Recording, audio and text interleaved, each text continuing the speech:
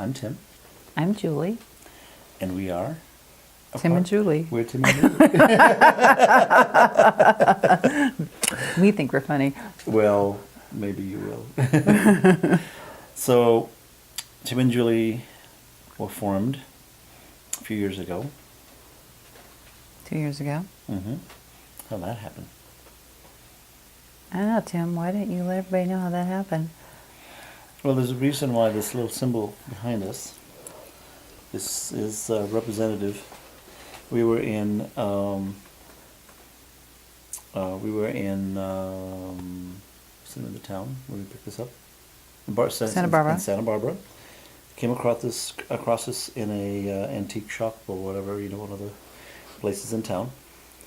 And we instantly knew that it had to come home because this symbol and also the Chinese art that I picked up when I was in China resonates with us because it all started with a kiss. He'll do anything for a kiss. I'll do anything for a kiss. So we've been together for a couple of years, and quite frankly, the journey has been pretty incredible for me. I have moved from being a person living in Atlanta, family, all kinds of business in life, and I decided that I was going to take some risks and change all that. So after quite a few years of being a couple, I decided that I was going to move on, and Julie came into my life, and I decided to take that extra leap and move to Sedona. So we live in Sedona, Arizona, and all I can say is Julie and I's partnership started with a intense energetic connection, sealed with a kiss. Started with a kiss. Started with a kiss, and we're going to talk more about the setup of the kiss. The setup of the kiss. Tim is the setup. I just want everybody to know. He will set you up.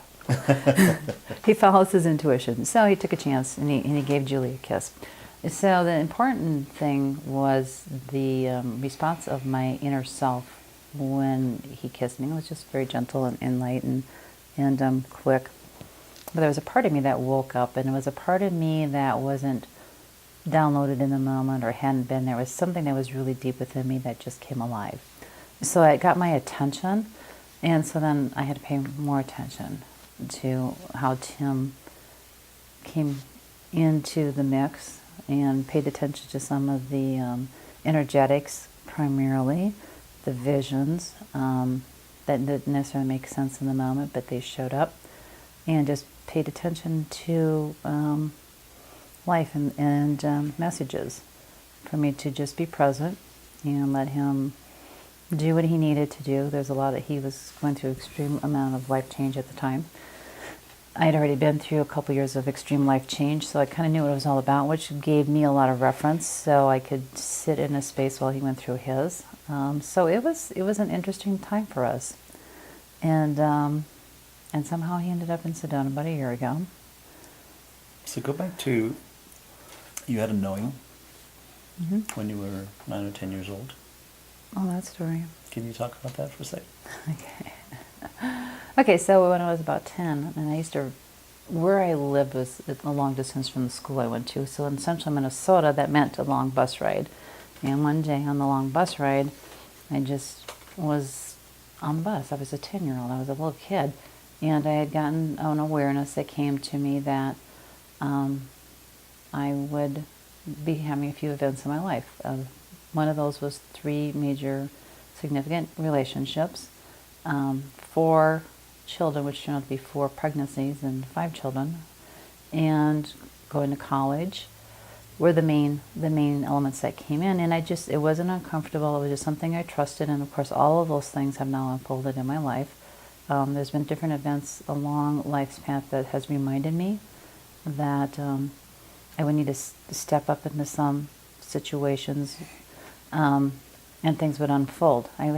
People would say something, and then I would be reminded about, oh yeah, that experience I had when I was a 10-year-old, and to just keep moving forward in life, because life has a lot of what it initially feels when you're young, challenges, and when you come to really appreciate when you get older in life, get wiser in life, is how relevant they were and how necessary they were in order to grow and expand. And so all that became part of the journey. And so at the moment, it appears Tim is my number 3 relationship, and we have a lot of fun, and it's also been a lot of work. So we can cover that in another segment, honey. Mm-hmm. Some of the things that we've learned about ourselves and about each other, and how we apply those things to us. Well, you missed out a couple of parts. Let me see if I can remind you what you shared with me. Mm-hmm. You were in the bus, Mm-hmm. you were riding, Mm-hmm. and you were looking out the window at the sun. I don't remember telling you that because I don't remember those things. It was, probably came in the moment. You talked about that sun, you looked at the sun, and it was almost like being a connection with the source. And you felt it when this all came to you. Tim, I've never told you that. How do I know this? I don't know because that wasn't my experience. Oh, wow. Somehow we know each other in ways that we don't understand. And I might have been, but I didn't remember those aspects. Interesting. Mm-hmm. We can fast forward in that then, if you don't remember it. Maybe it's my memory. Maybe it was you. It was my memory. So, anyway. So the partnership is a really important thing. Since we've been together, we get pulled aside by people on the streets, and there's a certain amount of connection that we have, and we resonate where we go with people. That it's given us an idea that we need to do this work, and this work is to help couples or individuals looking for relationships to seek their path in a way that makes sense to them, but also go with their the guidance. I'm here in Sedona not because it was the easy thing to do. It was probably one of the hardest things that I've done in my life, and trust me, that's harder than bringing up a family.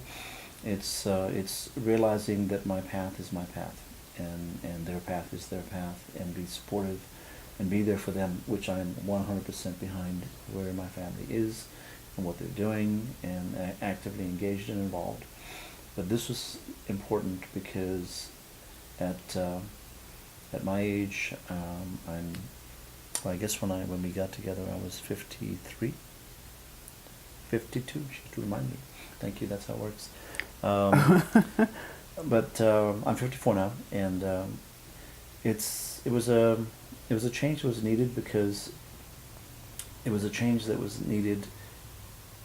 Not that it's not really what I call a radical change. It was a change in my thinking. I had to go from being a controlling individual, which I still have all those characteristics and type A personality, but really it's about trusting. And I had to just trust that the things I need to do, both in my career, professionally, all the changes financially, and also the relationship, and the fact that my sons will be situated in the way they need to be, and they'll be protected and cared for. It all comes from being centered and healthy for myself, and be in a relationship that was going to grow and nurture where I need to be. And Julie is an incredible partner in that way. We have memories and connections that go way past just this life that we recall. And we can cover some of those journeys and memories, but I will talk a little bit about this. Before I met Julie, I actually had a really incredible dream of me being in the land on this planet, certainly in what I would describe closest to Southeast Asia, either China or in that region, and it was not broken out as China, it was all just the Orient. The dream was very, very special because I had some very strong imagery, and I had very strong emotions behind that, and that was about me being with a person and with a child, and I had very strong emotional connection with this dream. And I'll maybe go into a little bit later in the dream and into our sessions about the significance of that dream and how it played into our awareness and our remembrance of ourselves.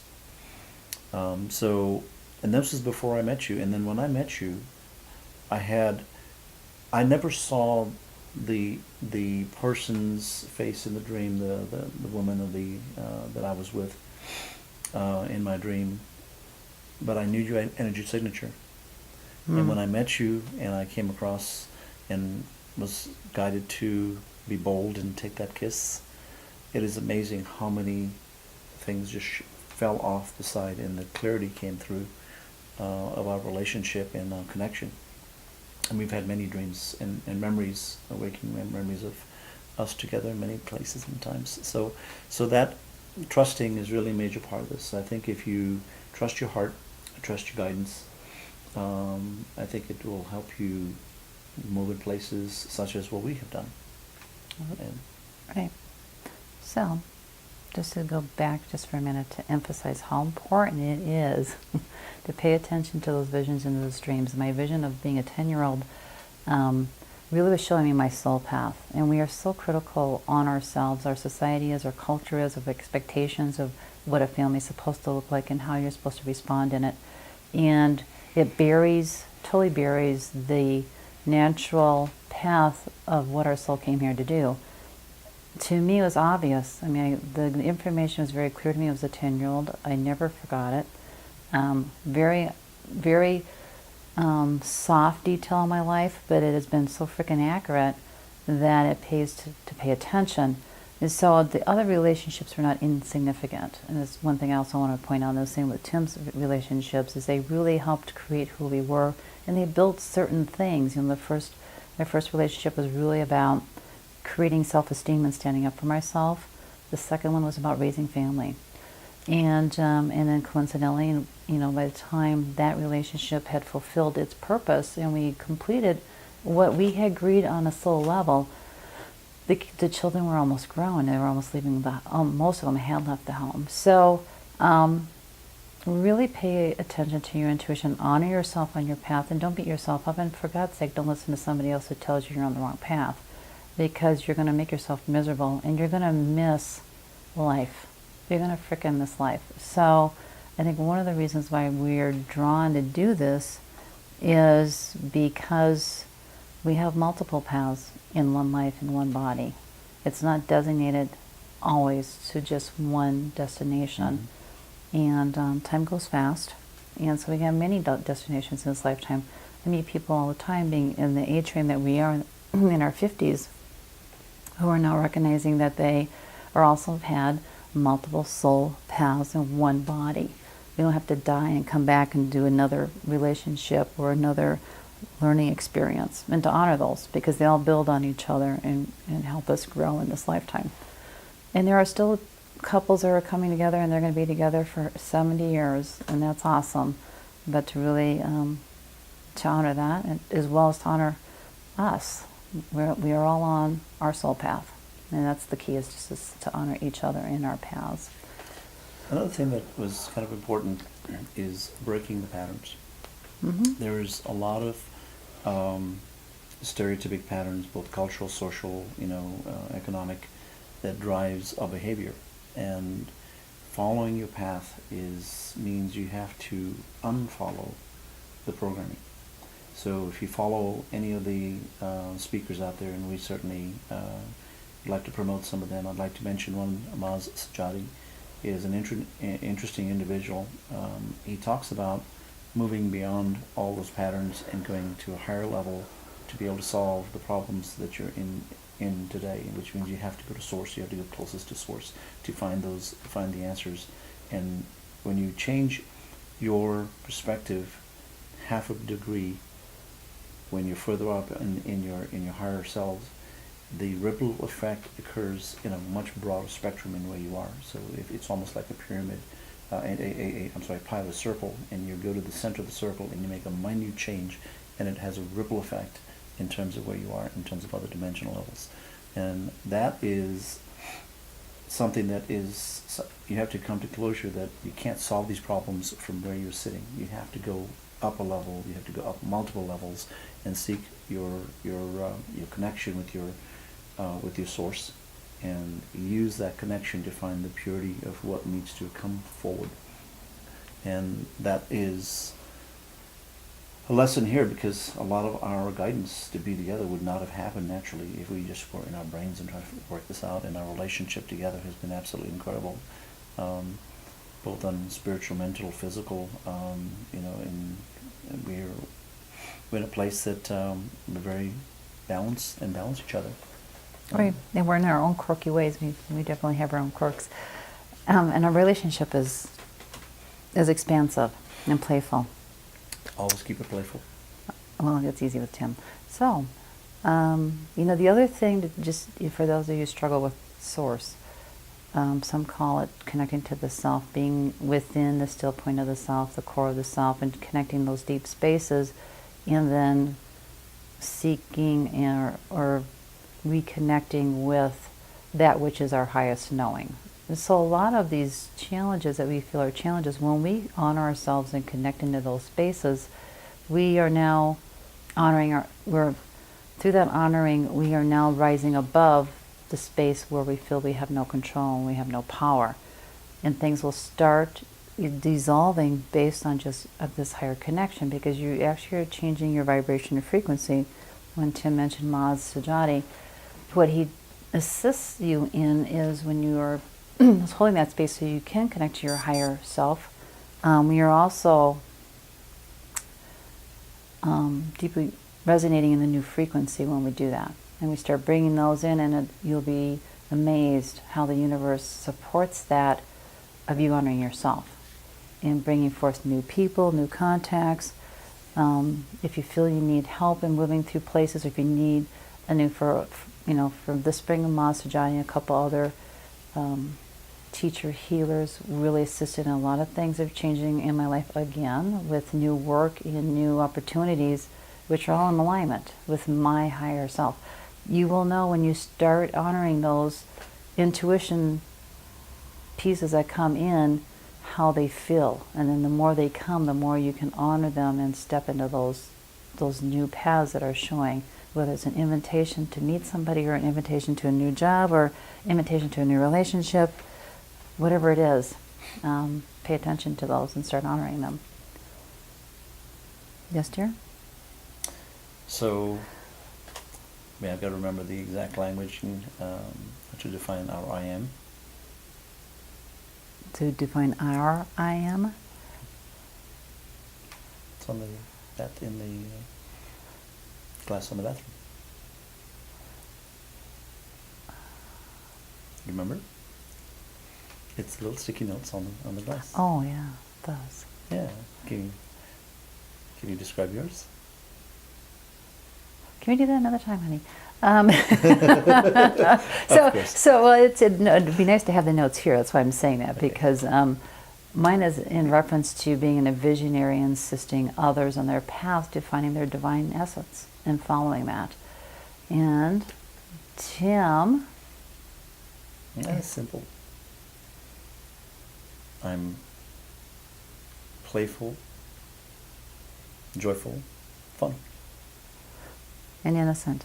Innocent, playful, joyful, fun. Right, and then when he applies that, so mine, I actually took to another level of, because mine is joy. Mm-hmm. My I am is love and joy. His is innocent, playful, and joyful fun. Joyful fun, yeah. So we have those aspects, and then you take it to the next level when you start tapping into what is your life's work, and what does that look like. And it can be a fantastic chef, it can be a fantastic parent, it can be unlimited amount of potentials. But just be true to yourself. Don't allow somebody else again to tell you what that is for you. Mm-hmm. So we're going to follow our I ams, and we're going to have fun. So. And if you so allow us, we are going to share those with you as we go on our journey. Mm-hmm. And then hopefully we can help anybody, assist anybody who are in a certain